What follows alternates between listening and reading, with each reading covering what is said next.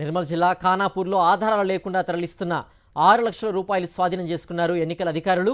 నెల్లూరుకు చెందిన అఖిల్ నిర్మల్ జిల్లా కనకాపూర్లో మేకలు కొనుగోలు చేసేందుకు వచ్చాడు. ఖానాపూర్ మస్కాపూర్ మధ్య ఎలక్షన్ చెక్ పోస్ట్ వద్ద తనిఖీలు చేపట్టి అతని వద్ద 6 లక్షల రూపాయలు స్వాధీనం చేసుకున్నారు. డబ్బుకు సంబంధించి ఎలాంటి ఆధారాలు లేకపోవడంతో సీజ్ చేసినట్లు అధికారులు తెలిపారు.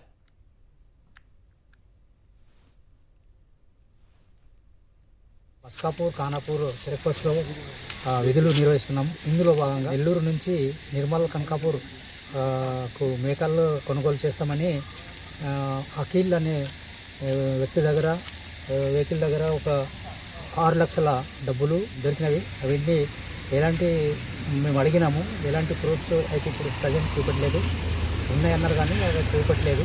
అందుకోసము మేము మా టీంలో ఇవి ప్రూఫ్ అయ్యేంత వరకు సీజ్ చేయడం జరుగుతుందని తెలుపుతున్నాం.